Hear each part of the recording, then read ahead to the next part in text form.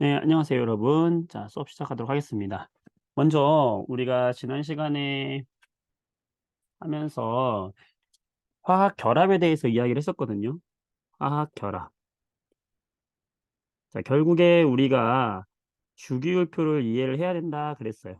주기율표라고 하는 것은 족과 주기로 구성이 되어 있다라고 하면서 요 세로줄은 우리가 족이라고 한다. 요 가로줄은 우리가 주기라고 한다라고 이야기를 했었어요. 그러면서 결국에는 이 화학 결합을 하는 이유는 모두 다 무엇을 만족하기 위해서?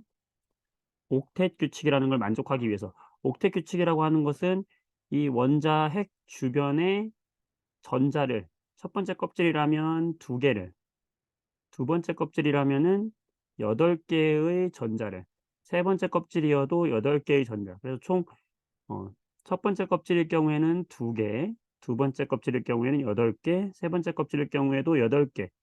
요 마지막 껍질을 꽉 채우고 싶어 하는 요런 성질을 우리는 옥텟 규칙이고, 이런 옥텟 규칙을 만족하기 위해서 이런 옥텟을 만족하기 위해서 우리가 무엇을 한다? 이들이 화학 결합을 한다 하면서 화학 결합은 크게 세 종류가 있다라고 했었죠. 첫 번째 무슨 결합? 이온 결합이 있었고, 두 번째 무슨 결합? 공유 결합이 있었어요. 그다음에 세 번째는 마지막으로 금속 결합이 있다 라고 이야기를 하면서, 이온 결합은 결국에는 이 이온 결합이라고 하는 건 어떤 것과 어떤 것의 결합이다. 금속 이온과 금속과 비금속 원소의 결합이다. 그래서 금속은 전자를 잘 잃어버리는 양이온들이고, 비금속은 전자를 잘 얻는 음이온들이기 때문에 결국엔 양이온과 음이온 사이의 결합을 이온 결합이다라고 했었고, 공유 결합이라고 하는 것은 비금속과 비금속 간의 결합이다 라고 이야기하면서, 이들은 전자를 한 놈이 일방적으로 줄 수 있는, 주고 싶어 하는 애들이 아니다. 예, 이기적인 애들이죠. 그래서 서로 어떻게 한다? 오늘 또 공유결합 또 배울 건데요. 같이 연관이 되어 있기 때문에, 자, 서로 전자를 공유한다. 내 전자, 네 전자 하나씩 공유한다. 양보하지 않는다. 공유하면서 옥텟을 만족하려고 한다 그랬죠? 네. 그래서 이런 것이 바로 무슨 결합이다? 공유결합이다라고 했었고, 금속결합이라고 하는 것은 금속 양이온들 사이사이에 금속 양이온들 사이사이에 자유롭게 돌아다니고 있는 전자가 있다. 자유전자가 있다.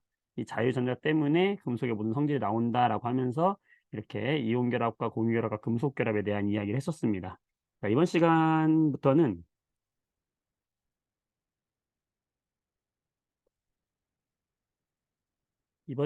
우리가 이제 공부할 내용은 바로 세 번째 파트, 분자의 구조와 성질인데요. 네.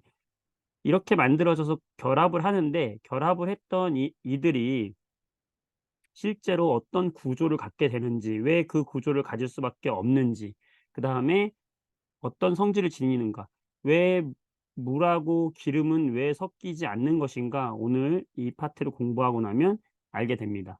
물과 기름이 섞이지 않죠. 우리는 물과 기름 섞이지 않는다 당연하게 기억하고 있어요. 그런데 물과 기름은 왜 안 섞이는가? 물을 놓으면 이 물하고 기름하고 층이 짓죠. 왜 층이 지는가? 예, 오늘 이 분자의 구조 때문에 그렇다라는 것을 공부할 거니까 굉장히 또 재밌는 시간이 될 거라 자신합니다. 여러분들 또 관심을 가지고 보시면 되겠어요. 자, 우리가 지난 시간에는 화학 결합에 대해서 이야기를 한 거예요. 그렇죠? 그래서 A라는 원자가 있었고 요 B라는 원자가 있었다라고 할 때, A라는 원자와 B라는 원자가 결합을 할 때,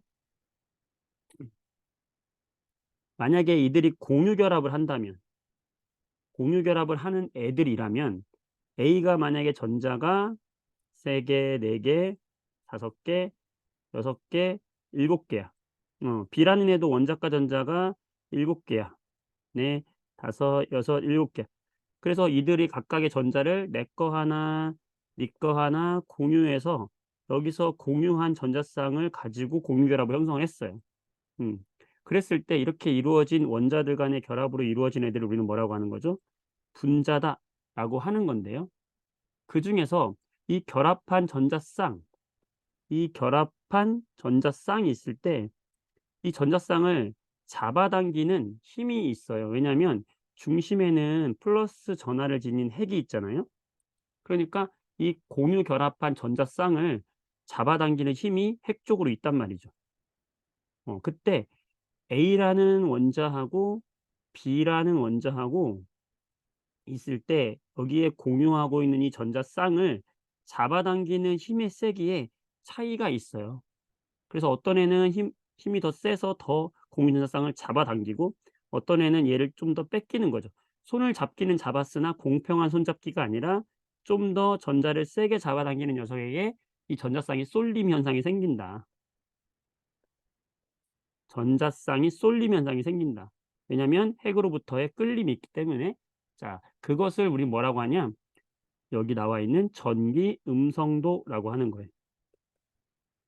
왜 하필 이름을 전기 음성도라고 했냐면 요 전자쌍이 마이너스 전하로 되어 있잖아요. 전자쌍이 마이너스 전하로 되어 있으니까 이들을 많이 끌고 간 쪽이 전기적으로 마이너스 성질이 많이 분포되어 있겠죠. 여기 녹색으로 칠한 부분처럼. 그리고 상대적으로 A처럼 뺏기는 애는 전기적으로 상대적으로 플러스가 되는 거예요. 왜냐하면 우리가 원자라는 거는 전기적으로 원래 중성이잖아요. 원자는 나도 원래는 중성이었고 나도 전자를 똑같은 수만큼 가지고 있는 애야. 혼자 있을 땐 그랬어. 나도 전자하고 전자의 개수하고 원자 핵에 있는 양성자 수하고 원래는 전기적으로 중성이었단 말이지. 그런데 결합을 해 보고 나니까 이 중성이었던 전자가 결합하면서 조금 오른쪽으로 뺏겼어요. 그러면 이 A 원자의 입장에서는 전자를 약간 잃어버린 형태가 되니까 A는 전기적으로 플러스가 되고 B는 전기적으로 마이너스가 돼요. 물론 이건 이온이 아니라 완전히 뺏길 수도 있지만 어느 정도 부분적으로 뺏길 수도 있어요. 그러면서 전기적으로 분자 내에서 음의 성질이 강해진다. 그래서 전기 음성도, 음의 성질이 세지는 정도라고 해서 이거 전기 음성도라고 합니다. 그래서 원자들은 다 전기 음성도가 있어요. 그래서 전기 음성도라는 건 무엇이냐면 공유 결합을 통해서 공유한 전자쌍을 끌어당기는 상대적인 힘의 크기를 말한다. 중요한 건 상대적인 힘의 크기예요. 네. 그래서 어떤 애가 이 전기 음성도가 제일 크냐면요. 우리 원소들 중에서 플루오린 있죠, 플루오린. 요 플루오린이 가장 큽니다. 요거는 기억을 해 줍시다. 4.0으로 플루오린이 가장 커요. 이렇게 크다고 정해 놨어요. 왜 이렇게 크냐면 자, 여기 전기 음성도 그림이 나와 있죠. 대체적으로 커지는데 같은 주기에서는 오른쪽으로 갈수록 전기 음성도가 커지고요. 요 플루오린이 전기 음성도가 제일 크다. 얘가 기준이 된 거예요, 기준. 얘를 기준으로 해서 전자를 잡아당기는 힘의 세기가 제일 4.0이 제일 크고요. 인제 이런 식으로 상대적으로 하다 보니까 여기 왼쪽에는 전자를 많이 뺏기는 금속들이 위치해 있죠. 그러니까 여기는 4 보다 훨씬 작아지죠. 1 근처에 가깝죠. 그리고 플루오린이랑 같은 족에 있는 애들도 플루오린 쪽으로 갈수록 커지고 있는 걸 알 수 있습니다, 대체적으로. 네. 그거 우리가 알 수 있죠. 네. 그래서 전기음성도는 왜 하필이면 플루오린이 제일 커지는가를 잠깐 짚고 넘어가도록 할게요.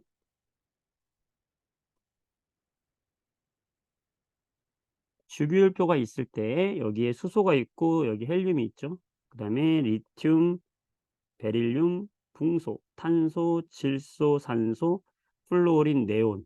네. 그다음에 나트륨, 마그네슘, 알루미늄, 규소, 인, 황, 염소, 아르곤, 칼륨, 칼슘. 요거 여러분들 기억하시려나요? 자, F하고 여기 Cl 밑에 뭐 있냐면 브로민하고 여기 아이오딘이 있어요.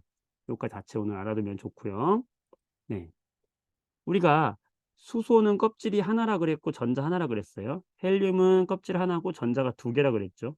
여기 헬륨 밑에 있는 네온은 껍질이 두 개면서 마지막 껍질에 전자가 8개, 매우 안정한 애다. 아르곤은 껍질이 3개이면서 마지막 껍질에 전자가 8개, 매우 안정한 애다. 그래서 여기 18쪽에 있는 애들을 우리는 무슨 기체라고 했죠? 반응성이 없는 매우 안정한 비활성 기체들이다. 반응하지 않는다 그랬어요. 그럼 이들은 화학 결합에 참여한다 안 한다? 결합을 할까요 안 할까요? 결합을 안 하겠죠. 근데 전기 음성도라고 하는 것은 좀 아까 뭐라고 그랬습니까? 최소한 2개 이상의 원소가 결합을 했을 때 이들 사이에 있는 전자쌍을 잡아당기는 힘의 능력이 전기 음성도라고 했으니까 이 비활성 기체는 혼자 있는데 결합을 안 하니까 전기 음성도가 있을까요 없을까요? 없죠. 그래서 이 비활성 기체는 전기 음성도를 측정하지 않습니다. 그리고 여기 리튬에서 베릴륨으로 갈 때 리튬의 껍질은 이렇게 2개죠. 베릴륨도 껍질이 2개죠. 그런데 어떻게 된다고 그랬어요? 오른쪽으로 갈수록 이들의 원자의 크기는 어떻게 됩니까? 점점 작아지죠. 껍질 2개인 건 똑같아요. 근데 점점 작아지죠. 왜 작아졌었죠? 다 연관이 있는 겁니다. 왜 작아졌죠? 기억하시나요? 오른쪽으로 갈수록 작아지죠. 왜요? 핵 전하. 정확히 말하면 유효 핵 전하라고 하는 핵으로부 핵에 있는 전하량이 커지니까 요 바깥쪽에 있는 전자를 세게 잡아당겨서 크기가 작아진다 그랬잖아요. 마찬가지로 같은 주기에서 이 오른쪽으로 가면 핵이 전자를 잘 잡아당긴다는 거예요. 그러니까 여기 이 주기에 있는 원소들 중에서는 플루오린이 가장 전자를 잘 잡아당기기 때문에 플루오린의 전기 음성도가 가장 큰 겁니다. 이해되시겠죠? 자, 그다음에 플루오린 밑에 있는 염소 껍질이 3개겠죠. 브로민 껍질이 4개고요. 아이오딘 껍질 5개. 자, 그러면 얘들은요. 아래로 내려갈수록 껍질이 커지기 때문에 핵에 있는 전하량은 물론 증가합니다. 요 아래로 갈수록 핵에 있는 전하량 플러스 핵 전하량 커지는 건 맞아요. 그런데 그것보다 크기, 껍질 증가에 의해서 반지름의 크기가 더 커지기 때문에 이 핵이 전자를 잡아당기는 능력이 떨어지게 되는 거예요. 그래서 오히려 약화된다, 전기 음성도는. 그 2가지 결과에 따라서 같은 쪽에서는 위로 갈수록 전자를 잘 잡아당기고 같은 주기에서는 오른쪽으로 갈수록 전자를 잘 잡아당기다 보니까 이 비활성 기체를 제외한 것들 중에서는 누가 대장이다? 플루오린이 대장이다 이거예요. 그래서 전기 음성도 가장 큰 게 누구냐면 바로 플루오린이고요. 플루오린이 전기 음성도 기준 잡아서 4.0이라고 했었던 것이고 플루오린 옆에 보면 산소 있죠? 이 산소가 잡아당긴 능력치는 3.5가 됩니다. 그다음에 산소 옆에 있는 질소 있죠? 요 질소가 전기 음성도가 3.0이에요. 여러분들이 전기 음성도 값을 다 외울 필요는 없습니다. 다 주어져요. 그렇지만 같은 주기에서 2주기, 특히 2주기에서 플루오린이 가장 크고 전체 원소 중에서 가장 플루오린이 크면서 그다음에 산소, 질소 순으로 작아진다. 요거는 기억을 해 줘야 돼요. 요거 기억을 해 주시고 또 같은 족 특히 여기 플루오린 밑에 염소 밑에 브로민 밑에 아이오딘 여기서도 전기 음성도는 어떻게 된다? 플루오린이 가장 크다 정도까지. 그래서 같은 족에서 위로 갈수록 커지고 오른쪽으로 주기에서 오른쪽으로 갈수록 커진다는 거 그거를 꼭 기억해 줍시다. 자, 그럼 다시 교재로 돌아오면 이 그림이 이제 이해가 되시죠? 전기 음성도가 누가 가장 크다? 플루오린이 가장 크다. 그래서 이들은 플루오린이 수소와 결합을 하잖아요. 이렇게 수소와 결합을 하면은 수소가 갖고 있는 전자 하나를 공유하겠죠. 플루오린이 갖고 있는 전자 하나 공유하겠죠. 이거를 플루오린 쪽으로 엄청 뺏어가는 거예요. 손잡은 전자를. 플루오린이 "전자야 일로 와. 우리 손잡고 옥텟을 만족하는 안정한 원자가 되면서 우리 둘 다 편안하게 지내자." 그러니까 수소가 "응 그래. 손 잡아." 이랬는데 플루오린이 손 잡자마자 어떻게 해요? 자기 쪽으로 확 당겨오는 거지. 그러니까 수소가 "아우 팔 아파. 살살, 살살." 이러니깐 플루오린이 "야 붙잡았지? 붙잡을 때만 친구야. 딱 붙어 다녀." 이러면서 수소를 자기 쪽으로 끌고 다니는 거예요. 그러니까 어떻게 되겠어? 플루오린은 전기적으로 마이너스가 되는데 우리가 전기적으로 부분적으로 마이너스라는 걸 이렇게 델타 마이너스로 표현을 해요. 그래서 플루오린이 마이너스가 되고 수소 쪽이 전기적으로 좀 부분적으로 플러스의 형태가 됩니다. 플루오린 쪽으로 전자가 좀 쏠린다는 얘기죠. 그래서 가장 센 플로린이 수소와 이렇게 붙어 있으면요. 여기 수소와 잡은 이 전자를 플로린 쪽으로 엄청 세게 잡아당기고 있다. 그 다음에 2등이 누구라고요? 플로린 다음으로 전기순도 큰 애 누구라고요? 산소라고요. 예. 산소가 만약에 수소하고 결합하고 있잖아요. 그럼 마찬가지로 산소도 수소로부터 전자를 많이 뺏어간다. 네. 그 다음에 3등이 누구라고요? 3등이 질소라고 그랬죠? 질소가 수소하고 손을 잡아도 공유결합하고 있는 요거를 질소 쪽으로 많이 뺏어간다. 플로린 얼마? 전기음성도 4.0. 산소 얼마? 3.5. 질소 얼마? 3.0. 그래서 이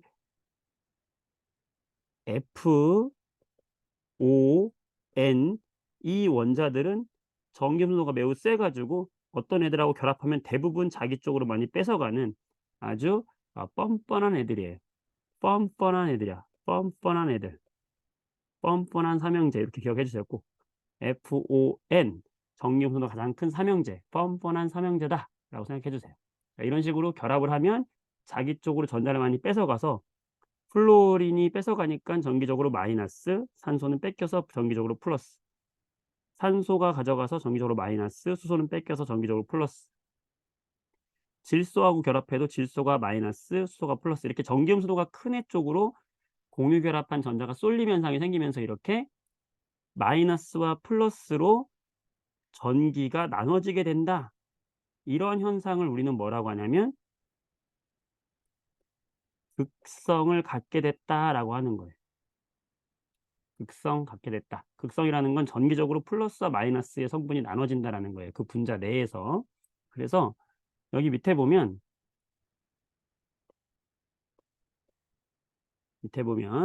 여기 극성 공유 결합이 되어 있죠. 이게 뭐냐면 어렵지 않습니다. 수소하고 염소하고 결합을 할 건데 염소의 전기분보다 더 큰 거예요. 그래서 결합을 하면은 수소하고 염소가 이렇게 결합을 하면은 염소 쪽으로 전자를 많이 뺏어간다. 그럼 염소가 부분적으로 마이너스가 되고 수소는 부분적으로 플러스가 돼요. 이런 둘 사이에 이루어진 공유 결합. 이런 공유 결합을 우리는 극성 공유 결합이다라고 하는 거예요. 그러니까 극성 공유 결합은 전기 음성도 차이가 생기면은 무조건 극성 공유 결합이 되는 거죠. 그럼 극성이 언제 안 생기겠어요? 같은 원자가 이렇게 결합을 할 때는 극성이 안 생기겠죠.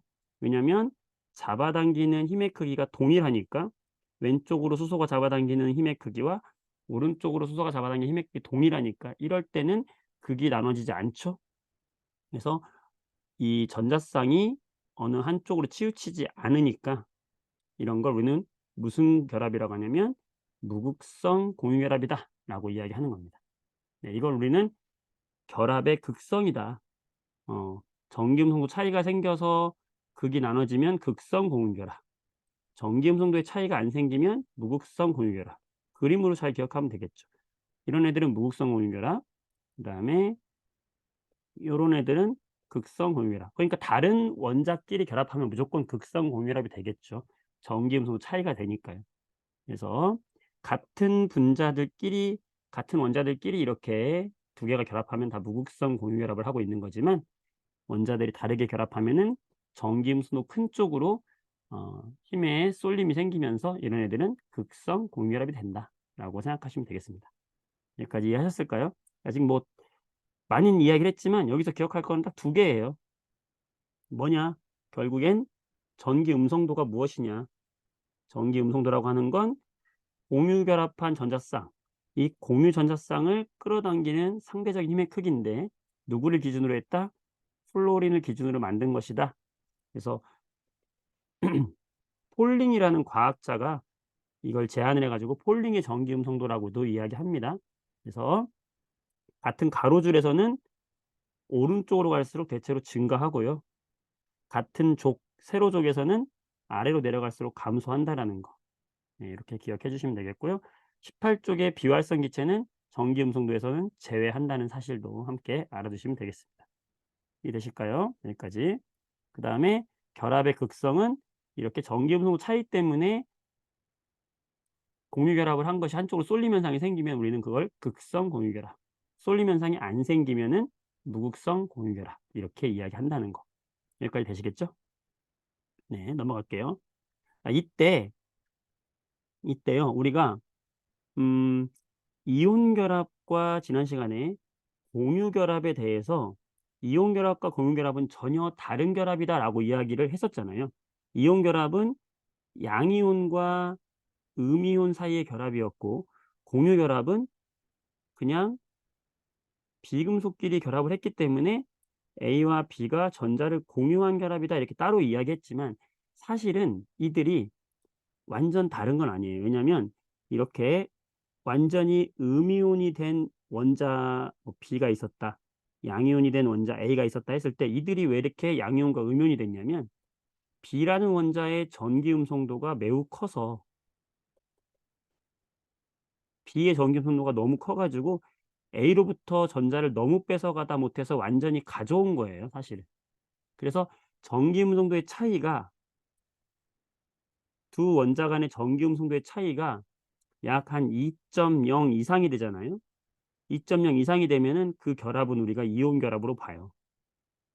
그리고 0보다는 큰데 2.0 보다 작으면 우리는 그 결합은 어쨌든 극성이 생기는 극성 공유결합으로 봅니다. 그리고 이 결합의 차이가 없다 그러면 우리는 그걸 무극성 공유결합으로 보는 거예요. 그래서 정기음성도 차이가 커지면은 이온 결합성이 커진다는 말이 바로 그 말이고 전기음성도 차이가 작아진다는 거는 공유 결합성이 커진다라고 우리가 이야기하는 거예요.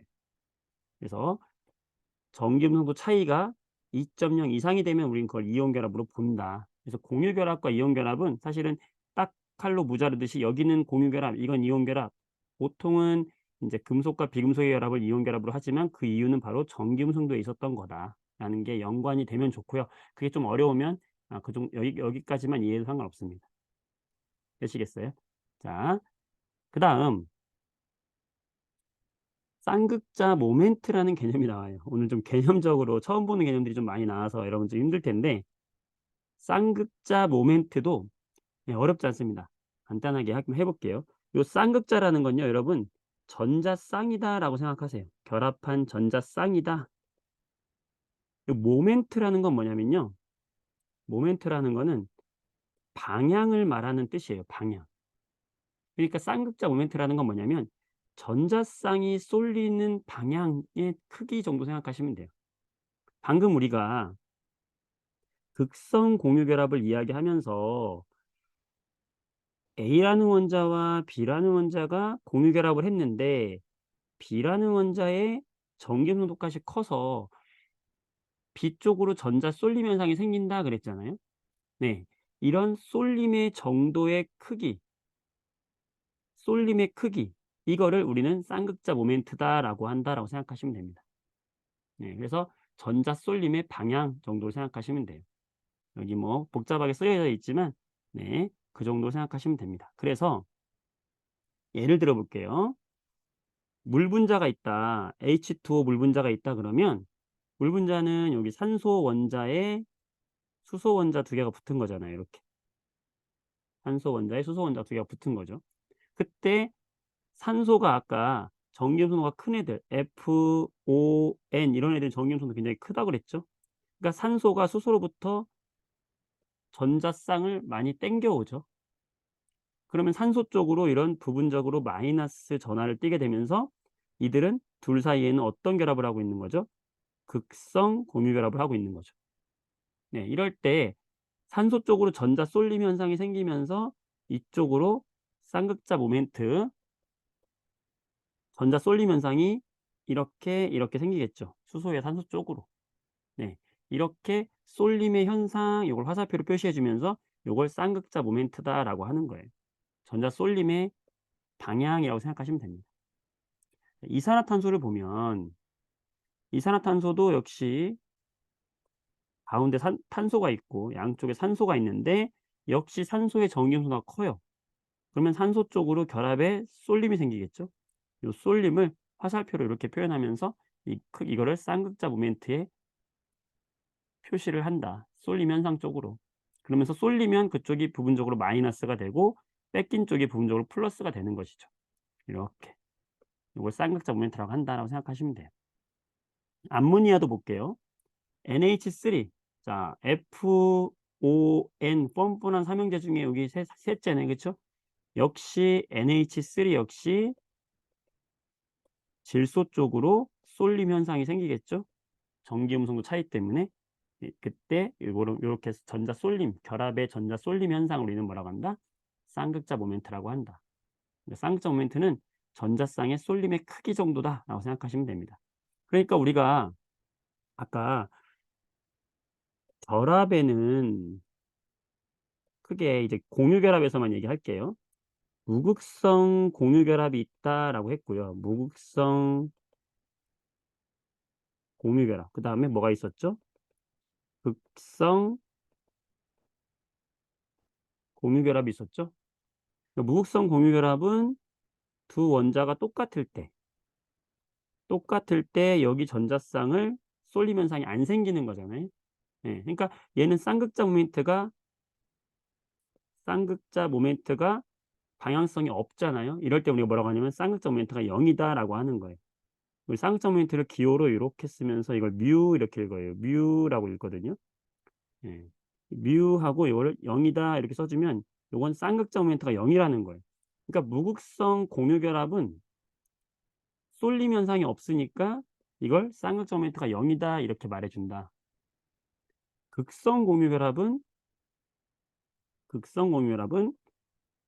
A와 B가 결합을 했을 때 만약에 B 쪽으로 쏠림 현상이 생겼다라고 하면은 이렇게 화살표로 표시를 해주고 이때 쌍극자 모멘트는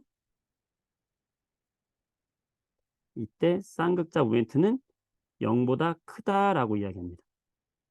어쨌든 방향성이 있으면 0보다 큰 거예요. 그래서 0보다 크다. 어떤 책에 따라서는 0이 아니다라고 하기도 해요.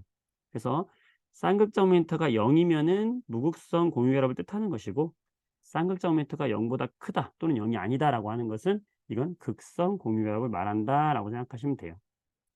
방금 전에 했던 결합의 극성하고 연결되는 부분이다라고 생각하시면 되고 그렇게 처음 듣는 단어라서 좀 생소할 뿐이지 내용적으로는 절대 어려운 게 아니다.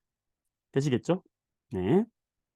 여기까지 되셨다면 이제 우리는 분자의 구조를 이제 구하러 갈 겁니다. 네. 분자의 구조를 하기 전에 우리는 루이스 전자점식에 대해서 공부를 할 거예요. 루이스 전자점식. 우리가 수소하고 결합을 한다. 예를 들어서 H2가 있다. 그러면 H2는 모형으로 표현하면 어떻게 표현했었죠? 수소는 원자과 전자가 하나씩인데 이들은 옥텟을 만족하기 위해서 자기들이 손을 잡는다. 이렇게 표현을 했죠. 그때 이 루이스라는 사람이 야, 언제 매번 이렇게 모형으로 그리고 앉아 있냐? 내가 좀 편하게 그리는 방법을 제안해 볼게. 이런 거예요. 그러면서 뭐라고 했냐면 야, 수소가 전자가 하나지. 전자 하나지. 그럼 전자 하나를 이렇게 옆에다가 점으로 찍자. 얘도 전자가 하나지. 그럼 전자 하나 점으로 찍자. 그리고 둘이 만난다고 하면은 이거를 결합을 이렇게 만나게 하고 이 두 개가 만나는 걸 점으로 찍자는 거예요. 그러면 이게 바로 우리가 아까 이야기했던 여기 공유 결합이 완성이 된 것을 이렇게 표현하자라고 한 거예요. 좀 간단해 보이죠? 그래서 그들이 갖고 있는 이 전자가 뭘 뜻하는 거였죠? 마지막 껍질에 있는 전자. 이들 이름이 뭐였죠? 그렇죠.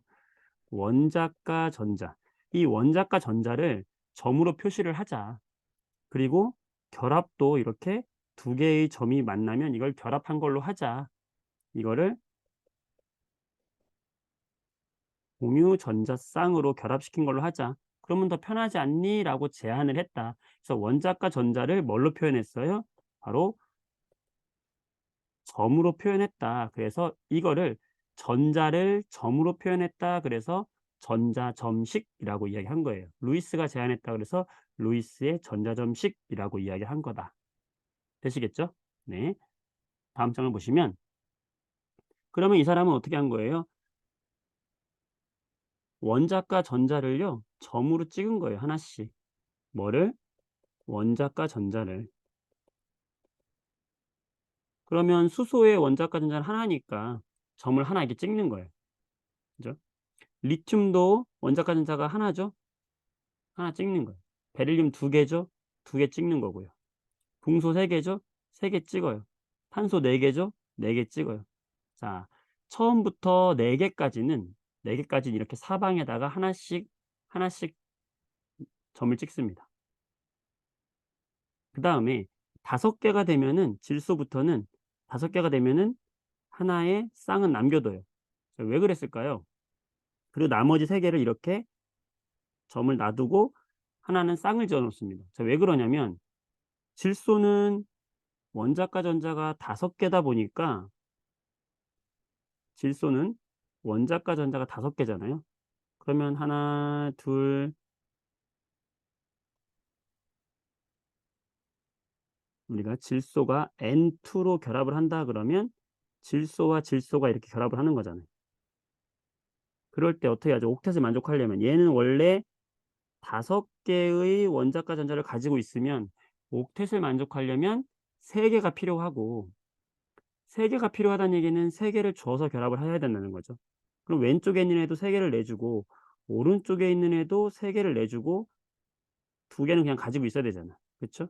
그러니까 어차피 결합하지 않고 가지고 있어야 되는 전자가 2개가 있기 때문에 요거는 이렇게 쌍을 지어서 내가 갖고 있는 거예요. 네. 산소 같은 경우에는 6개니까 2개가 쌍을 짓고 나머지 하나씩 이렇게 있는 거죠. 플루오린은 7개니까 3개가 쌍을 짓고 하나가 이렇게 있는 거다. 이해될까요? 3주기도 마찬가지. 나트륨 하나 찍고요. 마그네슘 2개 찍고 알루미늄 3개 찍고 4개까지는요 그냥 찍어요. 실리콘, 규소 4개까지 찍어요. 5개부터는 하나, 둘, 셋, 4개 찍은 다음에 5개부터는 쌍을 짓게 해준다. 6개도 마찬가지. 2개는 쌍을 짓고 하나씩은 혼자. 7개도 3개는 쌍을 짓고 나머지는 혼자. 네, 이렇게 이야기를 합니다. 자, 그러면 우리가 이제 루이스 전자점식을 가지고 분자를 한번 만들어 볼게요. 첫 번째,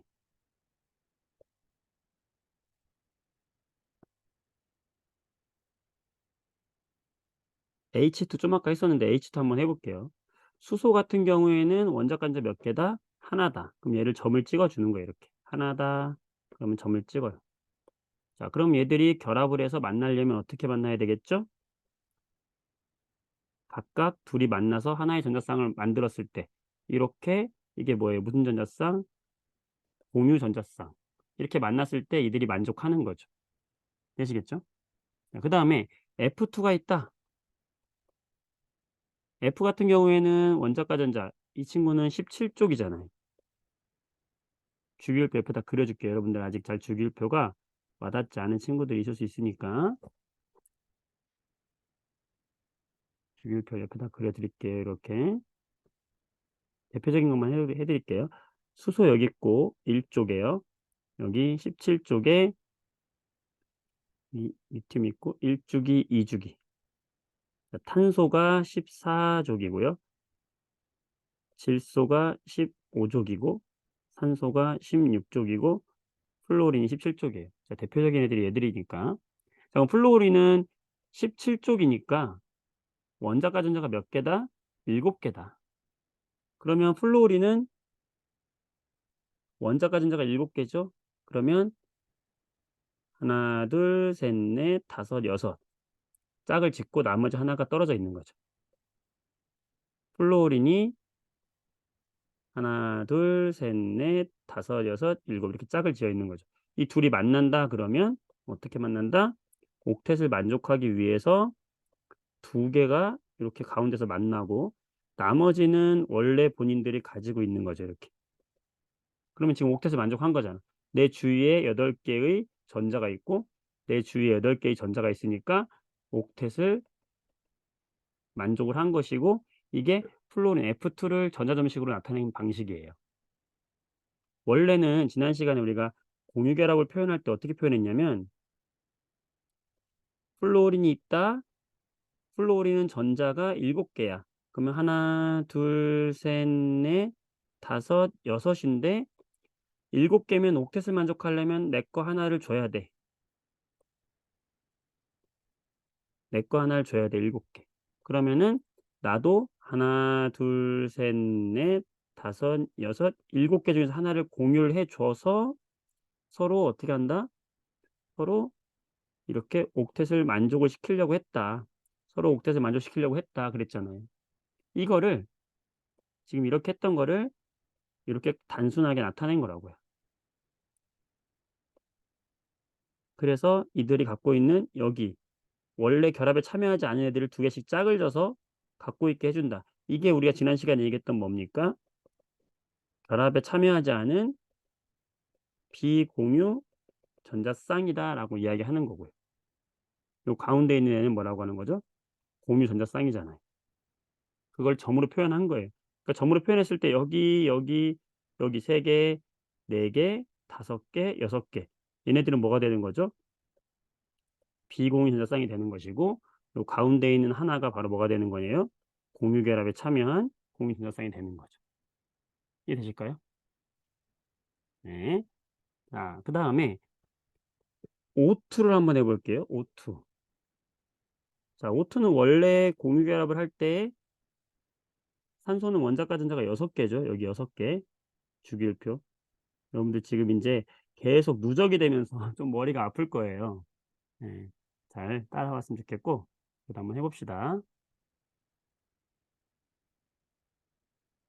네. 그러면 O2 같은 경우에는 원자과 전자가 6개다. 그럼 6개면 옥텟을 만족하려면 2개를 공유해야 된다. 그래서 왼쪽에 있는 산소가 2개의 전자를 공유하고 나머지 4개는 공유하지 않죠.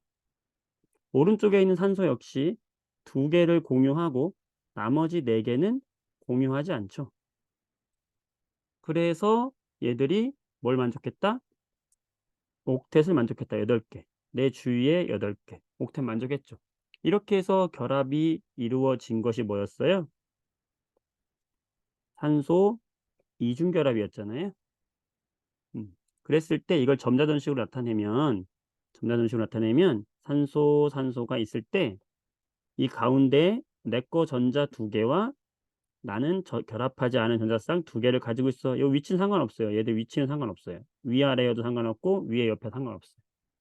이렇게 비공유, 결합에 참여하지 않은 비공유 전자쌍이 2쌍씩을 가지고 있고 왼쪽에 있는 산소 역시 2개는 공유했고 나머지 2쌍은 공유하지 않았죠. 나머지 2쌍은 공유하지 않았죠. 이렇게. 그러니까 얘네들은 비공유 전자쌍이 이렇게 있는 것이고 요 가운데 있는 요거 2쌍, 4개가 2쌍이죠. 요거는 공유 전자쌍이라고 할 수 있죠. 2개의 공유 전자쌍이 있기 때문에 우리는 그걸 어떻게 뭐라고 하는 거예요? 이중 결합이다라고 하는 거죠. 네, 이런 식으로 나타내는 게 루이스 전자점식입니다. 이렇게 전자를 점으로 나타냈다. 하나만 더 해볼게요. 질소를 해보겠습니다. N2. N2 질소를 전자점식으로 나타낸다. 얘의 원자과 전자는 몇 개냐면 5개예요. 그러면 질소 주변에 5개를 점을 찍을 건데 일단은 하나씩을 찍어라. 4개를 사방으로 찍고 나머지 하나가 5개니까 쌍을 지어주면 된다. 그럼 또 다른 질소가 옆에 있다 그러면 얘도 하나, 둘, 셋, 넷, 5. 이 둘이 만난다? 만나서 옥텟을 만족하려면 5개니까 5개 중에서 3개를 내어줘야 내가 부족한 만큼 내어준다 생각하면 돼요. 그럼 이 질소가 야, 너 8개가 되려면 5개 중에서 몇 개를 내놔라? 3개를 내놔야 돼. 그럼 나도 5개 중에서 3개를 내어 놓을게. 이렇게 되는 거죠. 그래서 얘도 역시 공유 전자쌍이 하나, 둘, 3개가 되는 거죠. 이게 무슨 전자쌍? 공유 전자쌍이 3개가 되는 것이고 비공유 전자쌍은 2개가 되는 거죠. 이해가 되실까요? 그래서 이것을 이렇게 전자점으로 표현한 걸 우리는 뭐라고 하냐면 전부 전자점식이라고 이야기를 하고요. 이 루이스 전자점식을 맨날 이렇게 점으로 찍다 보니까 굉장히 좋은 장점은 있어요. 왜냐하면 공유전자쌍이 몇 개다? 3 개야. 비공유전자쌍이 2 개야. 이렇게 공유전자쌍과 비공유전자쌍 한눈에 볼 수 있는 장점은 있는데 이 공유전자쌍을 점을 다 찍다 보니까 힘든 거예요. 그래서 얘들을 그냥 선으로 나타내겠어. 그래서 하나, 둘, 셋 공유전자쌍 하나를 선으로 나타냈다. 그리고 여기에 비공유전자쌍을 점을 찍는다. 요런 걸 우리는 뭐라고 하냐면 요걸 한 단계 발전시켜서 루이스 구조식이라고 하면서 우리가 흔히 쓰는 식이 되는 거죠. 이 루이스 구조식에는 위에처럼 이렇게 비공유 전자쌍을 그려주기도 하고요. 비공유 전자쌍을 이렇게 안 써주기도 합니다. 이 둘 다 같은 맞는 거예요. 공유 전자쌍만 표현해 주면 돼요. 안 써 있다고 해도 우리 눈에는 2개 있는 거를 알 수 있어야 되는 거죠. 왜냐하면 원래 5 개의 원자과 전자를 갖고 있던 애니까요. 이렇게 해서 우리가 공유 결합을 표현을 한다라는 거 하실 수 있을까요? 네, 다시 책으로 돌아가 볼게요. 자, 그래서 루이스 전자점식을 이용해서 분자를 표현해 본다. 공유 전자쌍이 몇 개인지 비공유 전자쌍이 몇 개인지 우리는 한눈에 알아볼 수 있다. 그래서 예를 들어서 플루오린 F2를 결합시킨다 그러면 7개의 원자과 전자를 이런 식으로 표현했다가 분자를 표현한다 그러면 여기 가운데에 공유 전자쌍을 표현해 주고 나머지 비공유 전자쌍을 표현이 된다라고 생각해 주시면 돼요. 자, 물 분자다. 그러면 수소는 원자과 전자가 하나니까 전자점이 하나씩 있고 산소는 원자과 전자가 6개예요. 그럼 2개는 짝을 졌겠죠. 이들이 만나면 하나하나 있는 부분은 만나서 공유를 하고 산소 주변에 원래 공유하지 않은 비공유 전자쌍 2개 있다는 것도 우리는 알 수가 있는 거예요. 물 분자 같이 한번 해볼게요. 이거 굉장히 중요한 거니까요. 다시 한번 해볼게요. 산소는 원자과 전자가 몇 개? 6개예요. 그럼 어떻게 점을 찍어라? 하나, 둘, 셋, 넷 찍고 2개는 짝을 저어라. 수소는 원자과 전자가 하나죠? 하나. 그럼 수소도 원자과 전자 하나인데 이게 하나가 공유한다. 산소 하나와. 수소가 원자과 전자 하나인데 산소와 공유한다. 이게 루이스식 맞춘 거예요. 지금 방금 여기 밑에 있었던 거는 요렇게 모양이 이렇게 생겼죠? 상관없어요. 요렇게 써도 되고 이렇게 써도 돼요. 루이스 구조식으로는 그냥 점의 개수만 맞으면 됩니다. 둘 다 맞는 말이에요. 네. 그래서 어쨌든 내 주변에 옥텟이 만족하게끔 만났다. 8개. 수소 입장에선 2개 만났다. 그래서 루이스식을 통하면 공유 결합한 전자쌍이 몇 개인지 한눈에 파악이 가능하고 공유 결합하지 않은 비공유 전자쌍이 몇 개인지도 우리는 파악이 가능해지는 그런 장점이 있기 때문에 루이스식을 많이 쓴다. 일단 루이스식이 돼야 우리 오늘 할 분자 입차 구조를 할 수 있어요. 자, 이거를 좀 더 발전시켜서 HF라고 하는 분자는 그럼 어떻게 표현하는가? 자, 플로리는 원래 원자과 전자가 7개니까 하나, 둘, 셋, 넷, 다섯, 여섯, 7개죠. 수소는 하나잖아요. 하나. 이렇게. 그러니까 이런 결합이 이루어지겠죠. 여기서 공유전자쌍은 여기죠. 이 공유전자쌍을 이렇게 선으로 표현도 해준다는 거죠. 밑에 있는 게 바로 뭐다?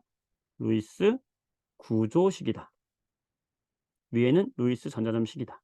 자, 물은 방금 했듯이 이렇게 표현할 수 있죠. 그러면 여기 수소와 산소 사이에 결합이 하나씩 이루어지니까 이렇게 선으로 표현해 줄 수 있고 비공유전자쌍은 그려주지 않아도 된다.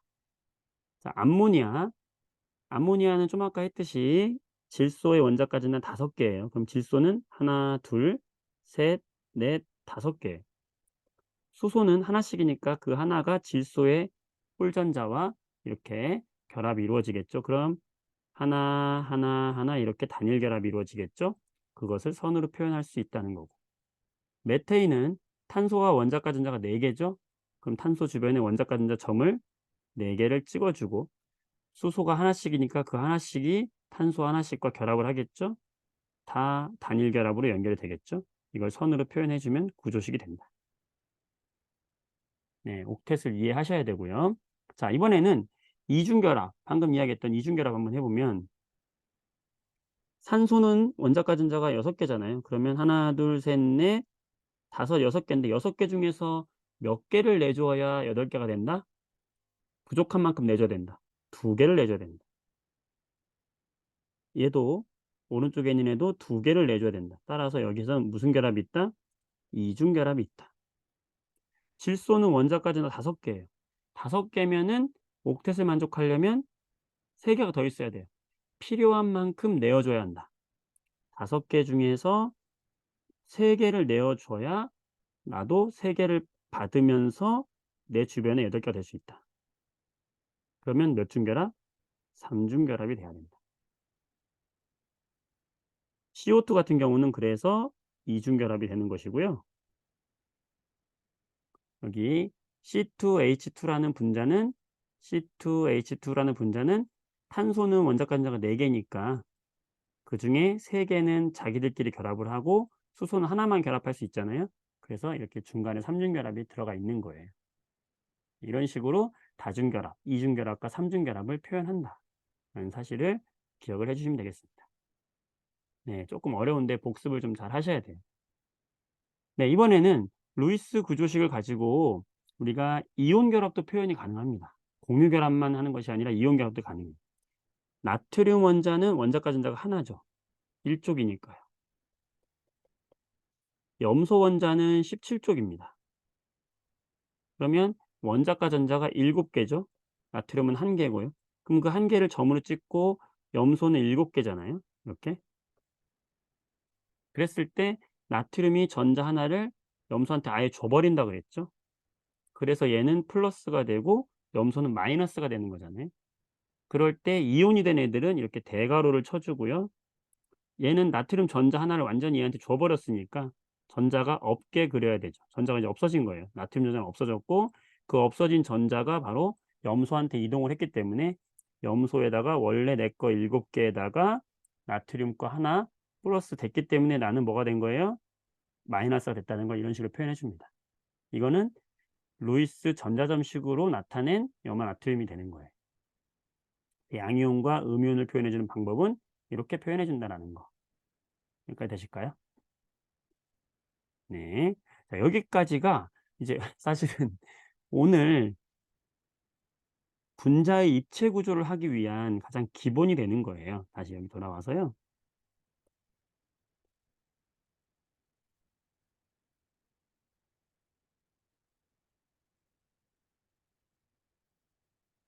자, 첫 번째 잠깐 정리하면 우리는 전기 음성도라는 것을 이야기했죠. 자, 전기 음성도라는 것은 뭐다? 두 원자가 공유 결합을 할 때, 이 공유 결합하고 있는 전자쌍을 잡아당기는 힘의 세기, 이걸 전기 음성도다 라고 이야기했고, F 플로린을 4.0을 기준으로 한 상대적인 값이다. 이렇게 이야기를 했던 거고요. 그러면서 쌍극자 모멘트, 쌍극자 모멘트라고 하는 건 전자의 쏠림의 방향이다 라고 하면서 화살표로 이렇게 표현해 준다 그랬어요.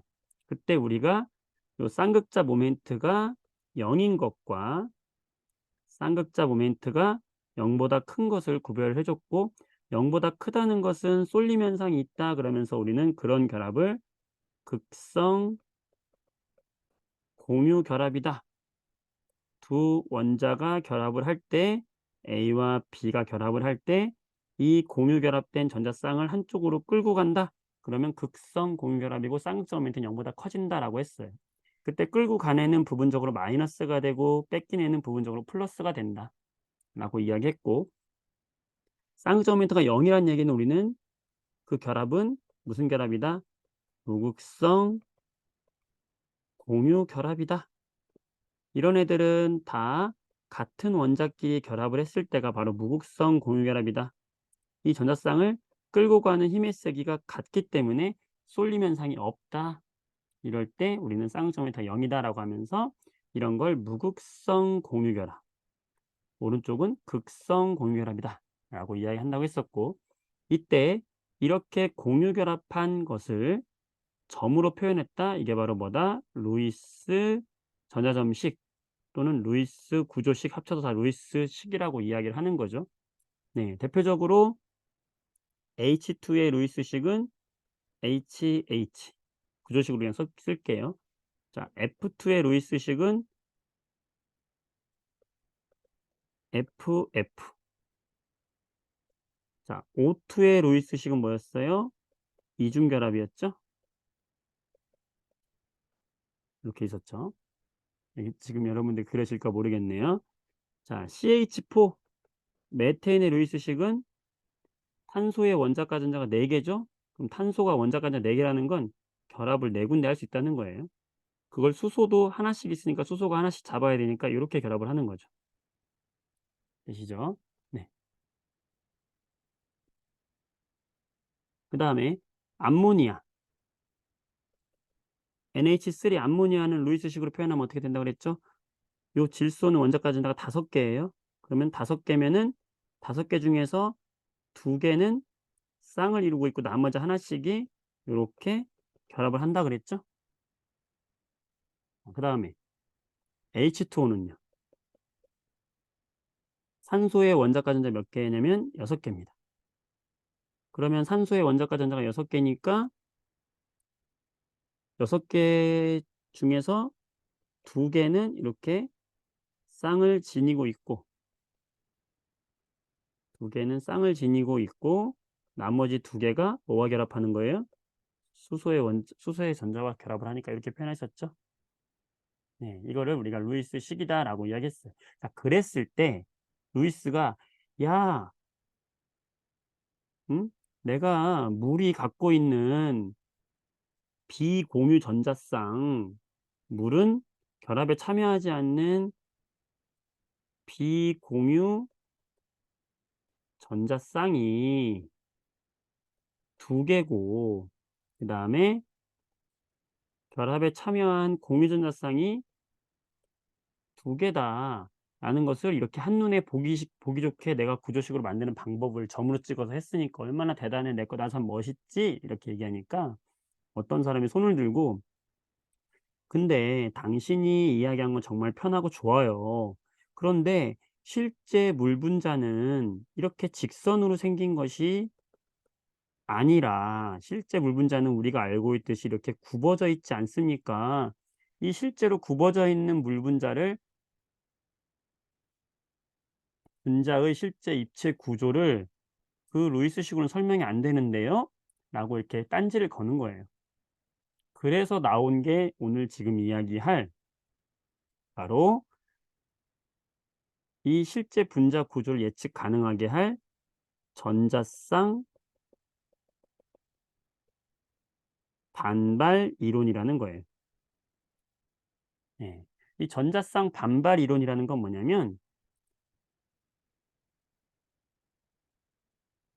지우고 설명하도록 할게요. 이렇게 합시다. 자, 전자쌍 반발 이론이 뭐냐면 전자쌍 반발 이론. 분자가 있으면 이 분자의 중심 원자 주위에 공유 전자쌍이든 비공유 전자쌍이든 전자쌍이 있겠죠? 그 전자쌍들은 전자니까 다 마이너스 전하가 있을 것이고 이 마이너스 전하로 인해서 반발력이 생길 것이다. 서로 밀어낼 것이다. 그래서 그들은 전자쌍이 최대한 멀리 떨어져 있으려고 할 거다. 그래서 분자의 입체적인 구조가 결정이 된다라는 거예요. 예를 들어서 중심 원자가 이렇게 있을 때 중심 원자로부터 전자쌍이 이렇게 2개가 있다 라고 하면은 이 전자쌍은 최대한 멀리 떨어지려고 할 거다.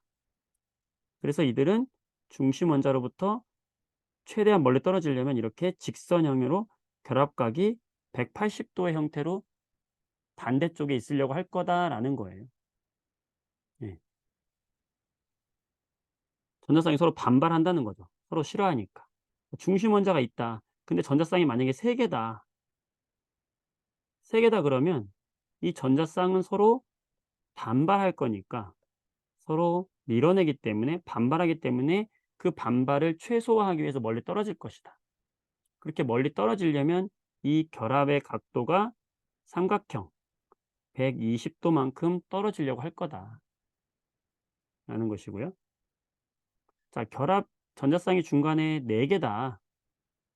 중심으로부터 전자쌍이 4개다 그러면, 자, 우리 생각에는 중심에서 전자쌍이 4개가 나온다 그러면 하나, 둘, 셋, 4개니까 요 90도가 될 것 같잖아요. 가장 멀리 떨어지려면. 가장 반발력을 고려했을 때 가장 안정하게 90도일 것 같지만 이건 평면일 때고 분자 구조는 입체니까 사실은 입체가 되면은 이 4개가 가장 멀리 떨어져 있으려면 90도가 아니라 90도보다 더 멀리 벌어질 수가 있어요. 우리 메테인 구조처럼. 그러면 이렇게 정사면체 구조로 떨어졌을 때는 이 결합각이 90도보다 더 커지게 됩니다. 이게 몇 도가 되냐면 109.5도가 돼요. 그래서 중심에서 전자쌍이 하나, 둘, 셋, 4개가 나오게 되면은 이렇게 정사면체 구조를 갖게 될 것이고, 중심에서 3개가 나오면 삼각형 구조를 갖게 될 것이고, 특히 평면 삼각형이라고 우리가 이야기하고, 2개가 나오게 될 거면 이렇게 직선 형태의 구조를 갖게 될 것이다. 결국에는 전자쌍이라는 것이 중심에서 나올 때 서로 반발할 것이고, 그 반발력을 최소화하기 위해서 이런 입체 구조가 생길 것이다 라는 것이 바로 전자쌍 반발 이론이에요. 실제로 이 이론이 딱 맞아떨어집니다. 다음 장에 보시면 예를 들어서요, 플루올이나 베릴륨이라는 분자가 있어요. 이 분자는 베릴륨이 플루오린과 이렇게 결합을 하고 있어요.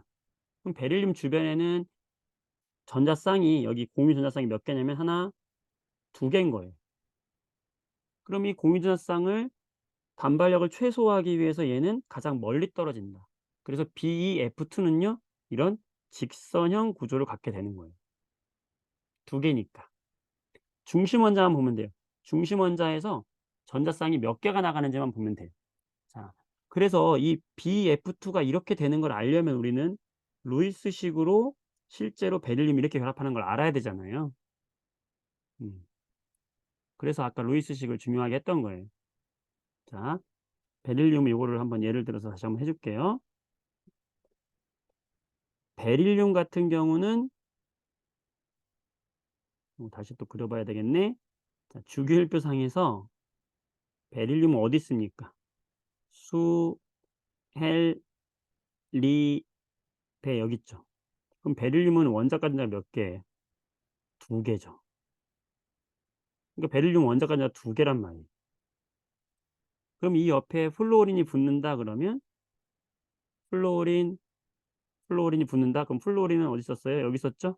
17쪽이죠. 플루오린의 원자가 몇 개예요? 하나, 둘, 셋, 넷, 다섯, 여섯, 7개죠. 그럼 플루오린이 하나, 둘, 셋, 넷, 다섯, 여섯, 7개 중에 하나가 바로 베릴륨과 결합을 하겠죠. 하나, 둘, 셋, 넷, 다섯, 여섯, 7개 중에 하나가 베릴륨과 결합을 하겠죠.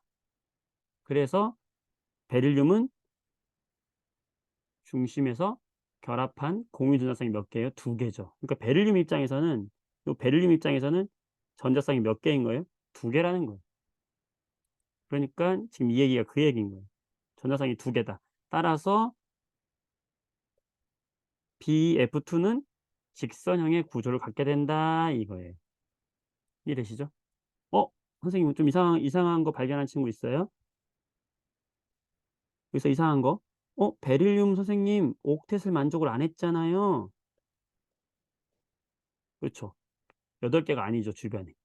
음, 베릴륨은 옥텟에서 예외로 인정해 줍니다. 왜냐면 베릴륨은 원자과 전자가 2개이기 때문에 얘는 8개를 만들 수가 없어요. 그래서 주변에서 하나씩만 받아서 주변에 4개만 돼도 얘는 그냥 결합이 이루어집니다. 그래서 얘는 옥텟을 만족하지 않는 예외적인 원소다라는 거예요. 그래서 BF2가 가능한 겁니다. 자, 이번에는 중심에서 3개가 나온다. 얘인데요. 붕소에 염소가 3개가 붙은 거예요. 하나, 둘, 3개가 이렇게. 그러면 얘는 결합한 전자쌍이 3개가 되는 거예요. 결합한 전자쌍이 하나, 둘, 세 개입니다. 자, 세 개의 전자쌍이 중심에서 나왔어요. 반발력을 최소화하기 위해서 얘는 이런 평면 삼각형 구조를 갖게 된다는 거죠. 그러면서 결합각은 몇 도가 된다? 120도가 된다. BCl3는 그래서 평면 삼각형 구조를 갖게 됩니다. 자, 이것도 지금 여러분들이 처음이니까 다시 이야기를 하면, 자, 붕소가 어디 있습니까? 리튬, 베릴륨 다음에 붕소가 있거든요. 붕소 3번 13족이죠. 원자가 이제 몇 개입니까? 붕소 3개죠. 하나, 둘, 3개. 그다음에 플루오린 원자가 전자 몇 개입니까? 7개죠. 이 플루오린이 3개가 얘와 결합을 하려면 하나, 둘, 3개의 플루오린이 하나, 둘, 셋, 넷, 다섯, 여섯, 7개 중에 하나가 이런 결합을 하고요. 얘도 하나, 둘, 셋, 넷, 다섯, 여섯, 7개 중에 하나가 얘랑 결합을 하고요. 얘도 하나, 둘, 셋, 넷, 다섯, 여섯, 7개 중에 하나가 얘랑 결합을 하는 거예요. 따라서 붕소 주변에는 전자쌍이 몇 개가 있는 거예요? 3개가 있는 거예요. 그러니까 붕소 주변에는 전자쌍이 3개가 있으니까 이 전자쌍이 하나, 둘, 3개가 있는데 이 반발력을 최소화하는 가장 안정적인 구조는 바로 무슨 구조다? 평면 삼각형 구조다라는 거죠. 그래서 BF3의 구조, 실제 구조는 이렇게 평면 삼각형 구조를 하고 있다. 이 결합각은 몇 도다? 120도가 된다는 거예요. 입체 구조는 결국에는 루이스 구조식을 그린 다음에 중심 원자에서 전자쌍이 몇 개 나오는지 생각을 하고 거기서 가장 안정적이려면 3개가 나온다 그러면 평면 삼각형, 2개가 나온다 그러면 직선형이 되는 거죠. 자, 이번에는 메테인처럼 4개다. 그럼 4개면은 이거는 쉽죠. 우리 메테인 구조는 다 알잖아요. 메테인이면 탄소가 여기 있으면 4개가 중심에서 결합을 해서 전자쌍이 나간다 그러면 이 전자쌍을 반발을 최소화하는 구조, 정사면체 구조라고 그랬죠. 결합각 몇 도? 109.5도. 그래서 메테인이 정사면체 구조를 하고 있는 거예요. 메테인 이런 구조를 하는 이유가 결합을 하고 있는 이 전자쌍들을 4개이기 때문에 얘를 최소화하기 위한 구조가 바로 이거다. 그래서 메테인은 정사면체 구조를 하고 있다. 이때 이렇게 평면 삼각형 구조나 직선형 구조는 이 모든 원자가 동일한 평면에 있어서 평면 구조라고 합니다. 평면 삼각형도 마찬가지입니다. 그런데 이 정사면체 구조는 평면 구조가 아니라 입체 구조가 되겠죠. 네. 어려우신가요? 공부를 좀 다시 한번 하고 이따 정리 한번 다시 한번 할게요. 그 다음에 여기 정리를 한번 하자면 어떤 내용이냐면요. 자, 지금 우리가 무엇 하고 있냐? 전자쌍 반발 원리를 하고 있습니다. 전자쌍 반발 원리를 하고 있다. 자, 전자쌍 반발 원리는 뭐냐면 전자쌍이 중심 원자에서 있을 때 반발을 하는데 그 반발력을 최소화하는 입체 구조를 갖는다 라는 이야기고요. 이때 중심 원자가 있을 때 이 중심 원자로부터 전자쌍이 2개가 나온다 그러면 이렇게 반대쪽으로 있으려고 한다. 결합각이 180도가 있으려고 한다. 이런 구조를 우리는 직선형 구조를 가지려고 한다라고 하면서 BeF2가 대표적인 이런 분자다라고 이야기한 거예요. 자, 중심에서 전자쌍이 3개가 나온다. 그러면 가장 안정적인 구조는 이런 평면 삼각형 구조다. 결합각이 120도가 된다. 이 구조를 우리는 뭐라고 한다? 평면 삼각형 구조다 라고 하면서 대표적인 게 바로 BF3다 라고 했습니다. 그래서 직선형 구조, 그 다음에 평면 삼각형 구조. 자, 마지막으로 중심 원자에서 4개가 나온다 그랬을 때 이거 조심해 줘야 되죠. 4개가 나온다 그러면 어떤 구조냐? 바로 정사면체 구조를 갖는다. 정사면체 구조를 가질 때 가장 안정적이다라고 했죠. 이때 이 결합각은 모두 몇 도가 되냐? 얘는 9.5도가 되면서 우리는 이 구조를 무슨 구조? 정사면체 구조라고 한다. 그래서 대표적인 게 메테인 CH4가 되는 거예요. 메테인 이런 정사면체 구조를 하고 있다. 입체 구조가 이런 거죠. 그러니까 중심 원자에서 나온 전자쌍이 지금 세 개냐, 두 개냐, 두 개냐, 아니면 세 개냐, 아니면 네 개냐에 따라서 이렇게 입체 구조가 결정이 된다라는 겁니다. 되시겠죠? 이렇게 했어요. 자, 그러면 이 정사면체 구조를 좀 더 한 번 더 확대를 해볼게요.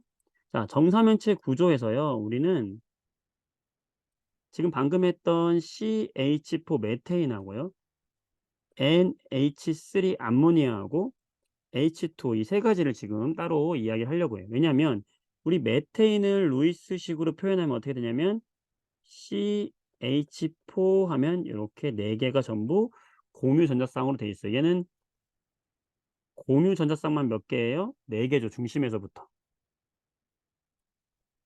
암모니아는요. 중심에서 NH3가 어떻게 결합되어 있죠? 아까 루이스식을 하면. 자, 이게 이해가 안 됐던 친구들은 나중에 복습을 다시 보세요. 일단 암모니아는 루이스식으로 이렇게 표현한다라는 걸 그냥 이해하고 보세요. 중심에 있는 암모니아 질소 원소로부터 얘는 공유 전자쌍이 지금 3개가 있고 공유하지 않고 본인이 가지고 있는 비공유 전자쌍이 있죠. 이 비공유 전자쌍이 몇 개 있습니까? 1개가 있는 애죠. 물 같은 경우는 H2O 같은 경우는 얘는 수소 2개와 결합을 하면서 비공유 전자쌍이 2개가 있다고 했죠. 물 같은 경우는 공유 전자쌍이 2개이고 비공유 전자쌍도 2개입니다. 자, 결국에는 그래서 어떻게 되냐면 메테인 주변에 탄소 주변에 공유 전자쌍이 4개니까 얘는 4개의 전자쌍이 나오고 있기 때문에 무슨 구조를 하고 있다? 정사면체 구조를 하고 있는 거예요. 그렇죠? 암모니아도요. 질소 주변에 전자쌍이 4개예요. 왜냐하면 공유 전자쌍 하나와 비공유 전자쌍 하나를 합쳐서 4개잖아요. 그러니까 암모니아도 기본 골격은 정사면체 구조를 하고 있는 거예요. 그런데 차이점은 뭡니까? 이 둘의 차이점은 뭐예요? 탄소 같은 경우는 공유 전자쌍만 4개라서 모든 곳에 수소하고 공유하고 있는 결합이 이루어져 있는 것이고 질소 같은 경우는 3개만 공유 결합이고 나머지 하나는 결합하지 않은 자기가 가지고 있는 전자쌍이라는 차이뿐이죠. 하지만 그래도 전자쌍은 전자쌍이란 말이에요. 그래서 암모니아 같은 경우는 이 비공유 전자쌍이 자리를 많이 차지해요. 그래서 얘를 반발을 더 많이 해서 얘를 쭉 민다고요, 아래로. 야, 자리 좁아. 내가 더 크니까 니네 좀 좁혀. 이러면서 비공유 전자쌍이 아래로 더 얘를 밀어요. 그래서 요 암모니아의 요 질소하고 수소 요 결합각이 있죠. 이 결합각이 메테인의 결합각이 몇 도였습니까? 109.5도였잖아요. 정사면체에서는. 근데 이 결합각이 이 비공유전성이 더 많이 세게 밀기 때문에 좁혀져서 얘는 107도로 감소하게 된다는 거지. 이만큼 줄어들게 되는 거야. 그러면서 실제로 우리 눈에는 여기 있는 비공유쌍이 안 보이는 거죠. 우리 눈에는 이렇게 안 보이잖아요. 없는 거니까. 그럼 우리 눈에는 이 분자는 어떻게 보입니까? 이런 삼각 풀의 형태로밖에 안 보인다고요. 실제 암모니아는 위에 있는 비공유자쌍은 안 보이고 이렇게 결합한 것만 보이기 때문에 우리 눈에는 얘를 무슨 구조로 보인다? 삼각 뿔의 형태로 보인다. 그래서 암모니아 분자는 삼각뿔 구조다라고 하는 거예요. 이 위에 있는 비공유자쌍은 안 보이거든. 하지만 안 보이지만 밀고 있는 거예요. 이해되실까요? 너무 신기하죠? 자, 이번에 물을 한번 예를 들어 볼게요. 자, 물 분자 역시 공유전자쌍 두 개와 비공유전자쌍 두 개이기 때문에 산소 주변에는요, 전자쌍이 몇 개가 있는 거냐면 네 개가 있는 거예요. 따라서 산소 주변에 네 개가 있어서 얘도 기본적인 골격은 정사면체 구조인 거예요. 그런데 암모니아와 마찬가지로 얘도 두 개는 비공유전자쌍입니다. 비공유전자쌍이. 그러니까 비공유전자쌍은 자리를 많이 차지한다고 그랬잖아. 서로 많이 밀어낸다고요.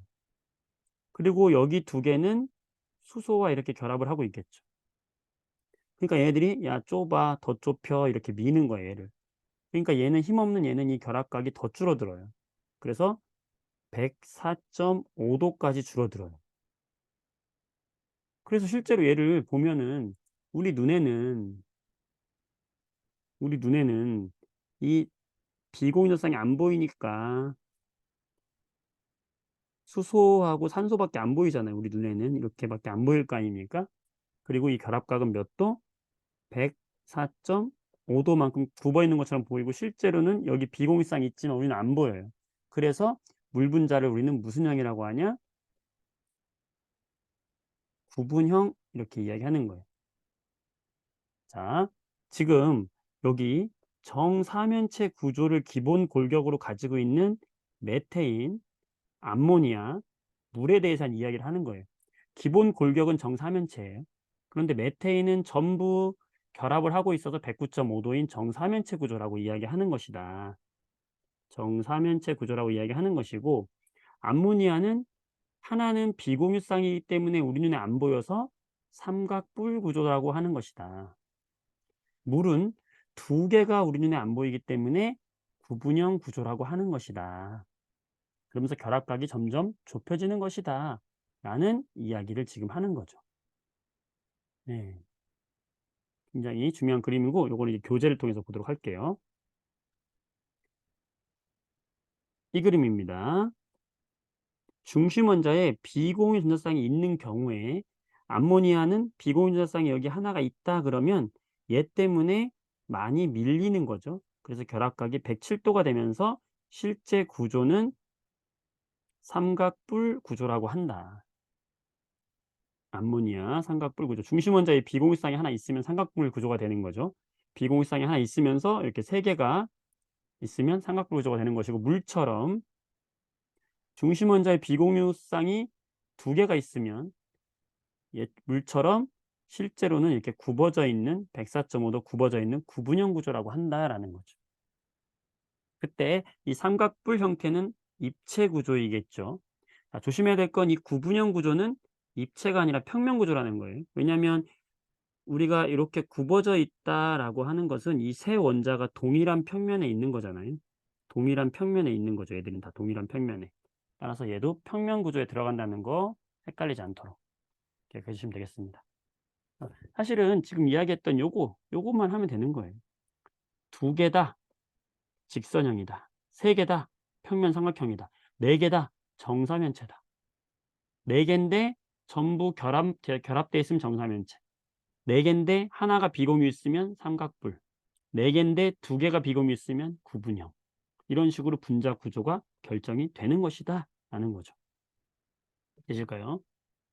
네. 그리고 만약에 중심 원자에서 다중결합, 예를 들면 CO2 같이, CO2 같은 경우는 중심 원자에서 이렇게 탄소가 산소하고 이중결합을 하고 있잖아요. 이럴 때는 이중결합 나간 거를요, 이중결합도 그냥 전자쌍을 하나로 봅니다. 그래서 이중결합을 해도 왼쪽 하나, 오른쪽 하나이기 때문에 얘도 CO2도 직선형으로 보는 거예요. CHN 같은 경우는 이게 삼중결합이 있고 단일결합이 있거든요. 얘도 한 한쪽 해서 그냥 두 개로 보는 거예요. 그래서 얘도 직선형이에요. 뭐 이중결합을 가지고 있고 단일결합이다. 이건 세 개로 보는 거예요. 그래서 평면 삼각형 구조예요. 이렇게 나타내는 거는 잘 안 되면 연습하면 돼요. 우리가 지금 여기서 공부하는 것은 다 알고 있다는 가정하에 입체 구조만 예측하는 걸 연습한다 생각하시면 됩니다. 여기까지 됐을까요? 네. 자, 그 다음 이제 마지막 하나 남았어요.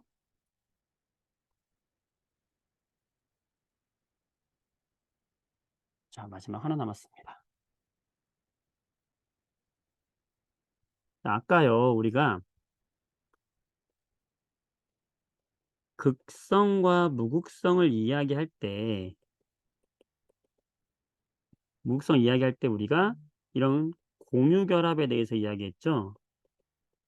그냥 결합을 하고 있는데 H가 결합을 하고 있어? 그러면 얘들은 똑같이 잡아당기는 힘이 똑같기 때문에 무슨 결합이다? 무극성 공유결합을 하고 있는 거야 라고 했어요. 반면에 HF다 그러면 얘는 F 쪽으로 전기음수가 크기 때문에 쏠림 현상이 생겨서 F가 부분적으로 마이너스, 산소가 부분적으로 플러스. 그러면서 얘는 극성 공유결합이다 라고 이야기하면서 극성 공유결합은 뭐가 쌍극자 모멘트가 0보다 크다고 했고 무극성 공유결합은 쌍극자 모멘트가 0이다 라고 이야기했었어요. 자, 이것은 결합 하나하나에 대한 이 결합을 이야기한 것인데 이번에는 분자도 극성 분자가 있고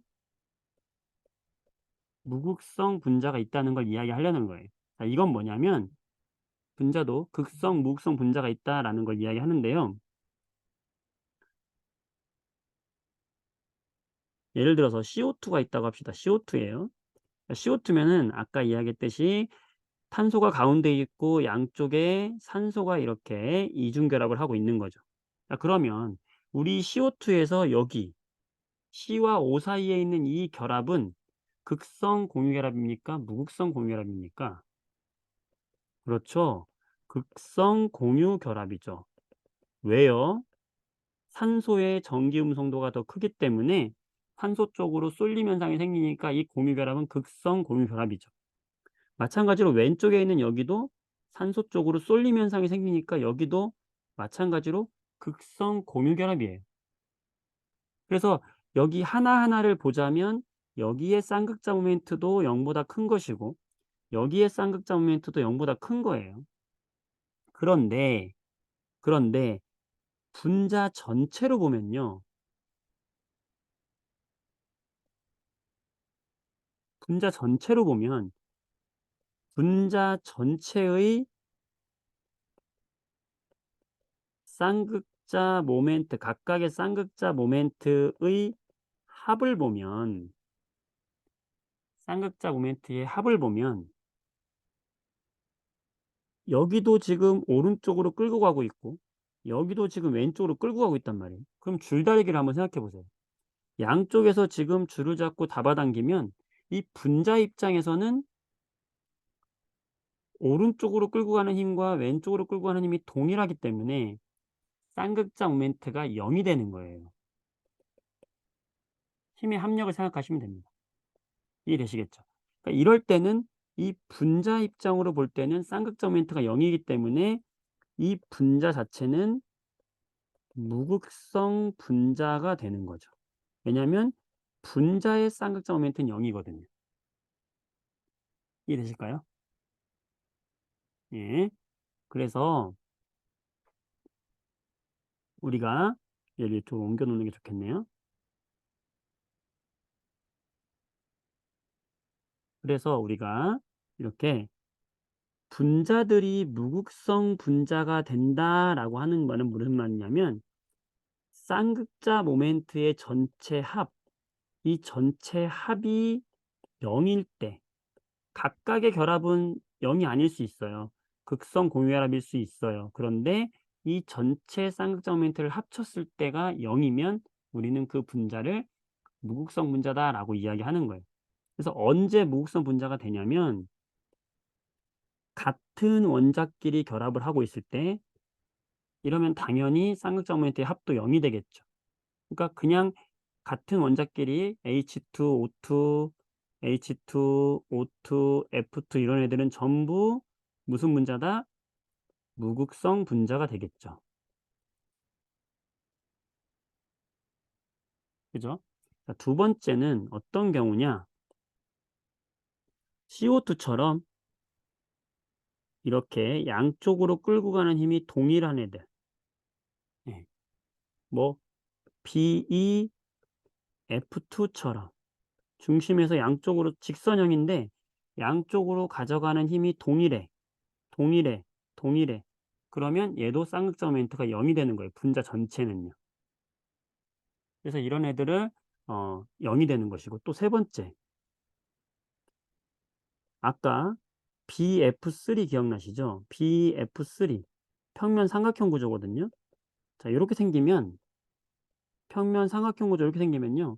얘는 위쪽으로 잡아당기는 힘, 왼쪽 오른쪽 잡아당기는 이 세 가지 힘이 120도잖아요. 그러면 얘도 이 중심에 있는 전자가 쏠리지 않아요. 어느 한쪽으로도.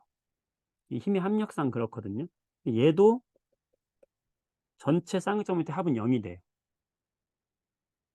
자, 또 어떤 경우냐면 메테인처럼 정사면체 구조다.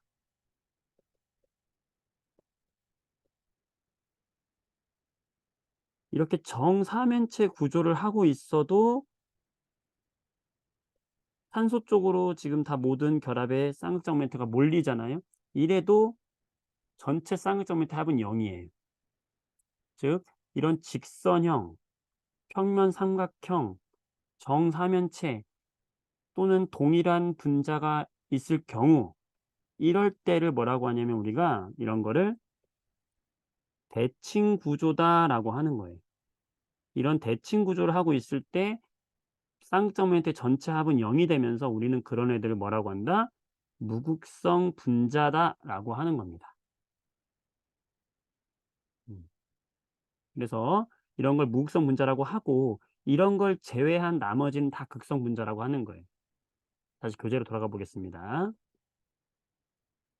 그래서 무극성 분자다라고 하는 건요, 전체적인 전하가 고르게 분포해서 부분적인 전하를 띠지 않는 걸 말하는 건데, 이원자 분자인 경우 H2, N2 같은 이런 애들은 무극성 분자고요. 분자가 원자가 여러 개로 이루어진 다원자 분자인데 대칭 구조.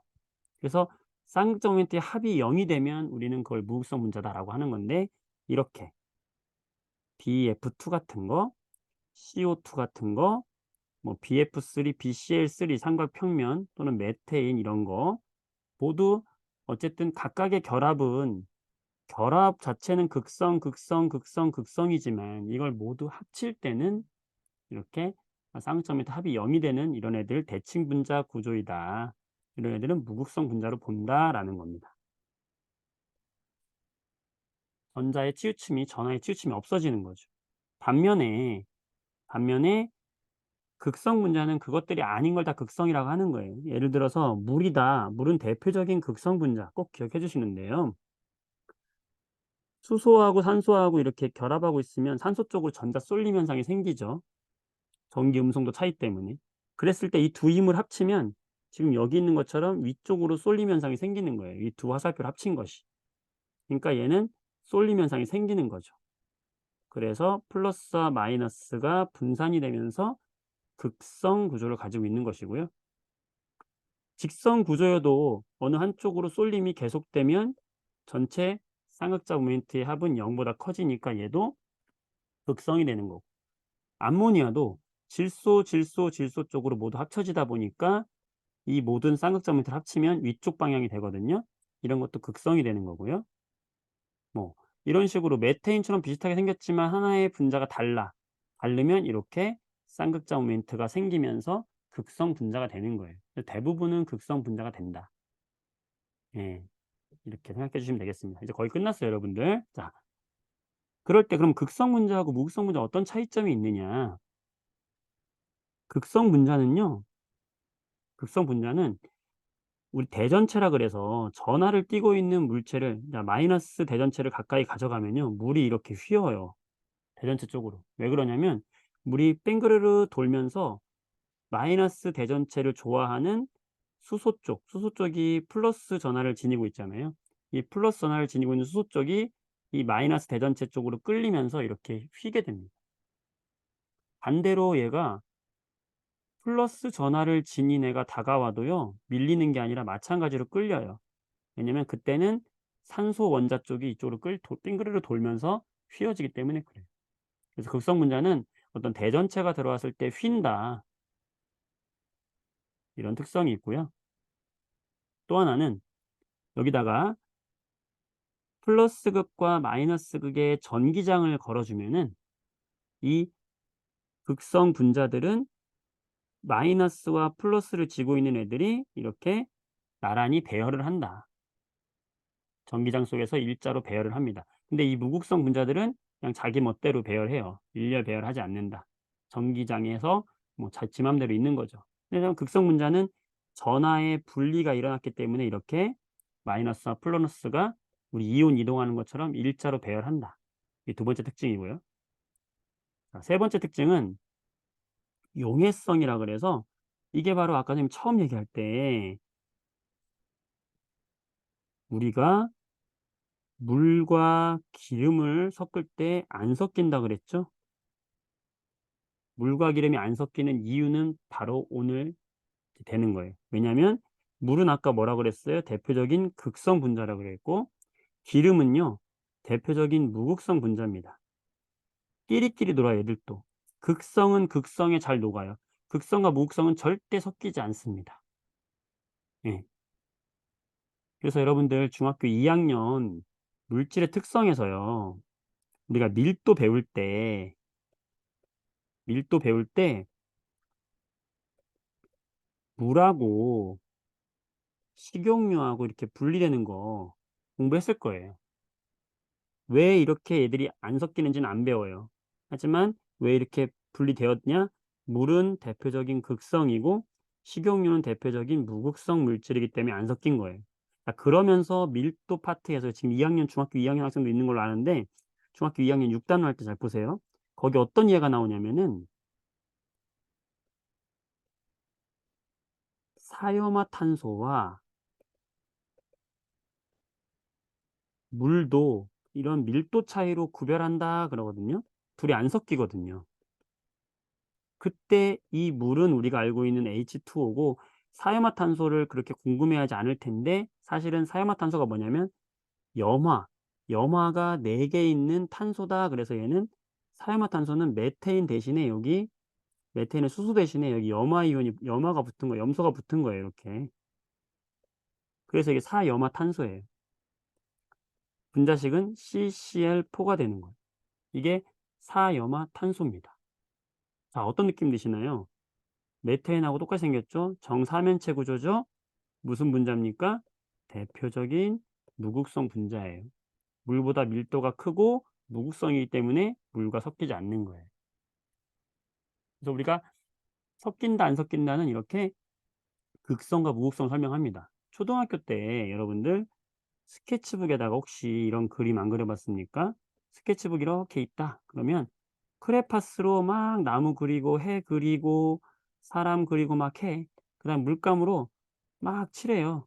막 칠하면은 이 크레파스로 한 대에 안 묻어요. 이렇게. 왜 안 묻었냐? 요 물감은 수성 물감, 즉 극성 물질이고요. 크레파스는 기름 성분이에요. 무극성입니다. 그래서 안 섞였기 때문에 수성 물감을 아무리 칠해도 크레파스 위에 안 묻었던 거예요. 네. 그래서 이런 것도 다 연관이 있다. 우리 일상생활에서 그래서 우리가 잘 녹고 안 녹고를 이야기할 때는 앞으로는 극성과 무극성 분자의 차이구나라고 생각하시면 됩니다. 그래서 설탕이 왜 잘 녹았지? 극성이니까요. 에탄올이 왜 잘 녹았지? 극성이니까요. 그래서 물에 잘 녹은 거고요. 음, 무극성끼리 잘 녹습니다. 그래서 뭐 여기 이건 지금 몰라도 돼요, 여러분들. 네, 이런 것들이 있다라는 것입니다. 그래서 그리고 마지막으로 끓는 점 또는 녹는 점인데 우리가 끓는 점이 높다라고 하는 것은 분자 간의 인력이 세면은 끓는 점이 높잖아요. 물이 끓는 점이 높은 이유가 뭐라고 그랬냐면 이 물 분자 사이에 잡아당기는 이 인력이 세니까 나는 끓어서 갈래 했을 때 이 인력을 끊고 날아가는 게 힘드니까 끓는 점이 높았잖아요. 근데 이 극성 분자들은 물은 극성 분자라고 그랬잖아요. 이 물은 극성 분자라서 플러스 마이너스가 나눠져 있기 때문에 이렇게 극성이 나눠져 있기 때문에 이 정전기적인 인력이 매우 세기 때문에 극성 분자는 분자 간의 인력이 훨씬 세서 끓는 점도 매우 높았다는 겁니다. 그래서 메테인 무극성 분자인 메테인과 극성 분자인 암모늄을 보면은 크기는 비슷한데 끓는 점이 암모니아가 더 높은 거를 알 수 있어요. 물은 100도로 더 높죠. 그런 것도 다 관계가 있었다. 우리가 이야기한 것과. 그래서 사실은 이거를 어 수업하면 사실은 한 2 시간씩 3번 정도 해야 되는 분량이에요, 오늘 양이. 여러분들이 굉장히 많은 양을 오늘 한 거예요. 하지만 우리가 어 화학 개념반 7 차시 안에 우리가 10 차시로 다 끝내야 되잖아요. 10 차시로 끝내야 되기 때문에 쪼끔 바쁘게 나왔는데 이 중에서 100% 다 이해 못 해도 상관없습니다, 여러분. 지금 개념반이고 개념반에서 기본적으로 꼭 필요한 거 위주로 하고 있으니까 여기서 이해 잘 안 되더라도 더 보충하면서 공부할 수 있는 시간 앞으로 많아요. 그래서 여러분들이 이 중에서 '대충 오늘 한 내용을 좀 큼직큼직하게 알아두면 좋겠다.' 생각하시면 되겠고요. 처음부터 다시 한번 마지막으로 정리하겠습니다. 거의 다 했어요. 전기 음성도, 전기 음성도 기억해 주시고요. 잡아당기는 힘의 크기다. 플로우린이 가장 크다. 그다음에 극성, 무극성 고온결합이 있다. 쌍극자 모멘트, 잡아당기는 방향성이고요. 자, 전체 전자를 점으로 표현한 루이스 전자점식과 루이스 구조식이 있었고 그걸 통해서 우리가 중심 원자에서 나가는 전자쌍의 개수를 파악하면 2 개냐, 3 개냐, 4 개냐에 따라서 직선이냐, 평면삼각형이냐, 정사면체냐 입체 구조가 가능해졌고 그 입체 구조를 통해서 우리가 기본적인 골격을 찾고 정사면체 구조 중에서 중심에 비공유쌍이 있는 거에 따라서 삼각뿔과 구분형까지도 가능해졌다라는 거 이야기를 했던 거고요. 그러면서 분자 내에서도 우리는 분자 내에서도 극성 분자와 무극성 분자가 있는데 극성 분자들끼리 잘 섞이고 무극성 분자들끼리 잘 섞인다. 예. 쌍극자 모멘트의 합이 0이면 무극성 분자고 쌍극자 모멘트의 합이 0이 아니면 극성 분자인데 쌍극자 모멘트 합이 0일 때는 이렇게 대칭적으로 가지고 있으면 우리는 쌍극자 모멘트 합이 0이 되면서 무극성 분자들이다. 극성 분자들은 전기적으로 전기를 띠고 있기 때문에 이렇게 대전체에 끌리거나 전기장 속에서 배열이 일직선으로 되거나 극성 용맥끼리 잘 녹아서 물에 잘 녹거나 분자 간 인력이 크기 때문에 끓는 점도 높은 이런 특성을 가지고 있다. 이게 바로 분자의 성질까지 우리가 분자의 극성으로 설명이 가능해진다라는 거를 공부했고요. 굉장히 많은 내용 여러분들 수고했고 문제를 오늘 많이 같이 못 풀었어요. 하나도 못 풀었네. 시간이 좀 지났는데 한번 복습해 보시고 여기는 다음 시간에 그래도 조금 더 할애해서 복습할 테니까요. 그 정도 정리하겠습니다. 잘 이해 안 되셔도 용기 내시고 집에 화학원 교재 따로 뭐 완자 같은 거 추천합니다. 처음 하시는 친구들은 완자 같은 거 같이 준비해서 같이 보시면서 공부하시면은 도움이 될 거라 생각합니다. 네, 고생 많으셨습니다. 여러분들 늦은 시간까지 수고했어요. 목요일 날 만나겠습니다. 숙제는 마찬가지로 여기 뒷 문제 해 주시면 되겠어요. 수고 많으셨어요. 감사합니다, 여러분들. 네, 끝까지 열심히 하세요. 힘들어도 포기하지 마세요. 네, 끝까지 합시다. 10개 중에 하나 정도만 이해하셔도 돼요. 네, 수고하셨습니다. 안녕히 가세요. 네, 좀 어려웠을 거예요. 너무 짧은 시간 동안 하느라고요. 미안합니다. 수고했습니다. 고맙습니다. 네, 수고했습니다. 여러 번 반복해서 보시면 돼요. 주말에 방학 때 반복해서 보세요. 수고했습니다.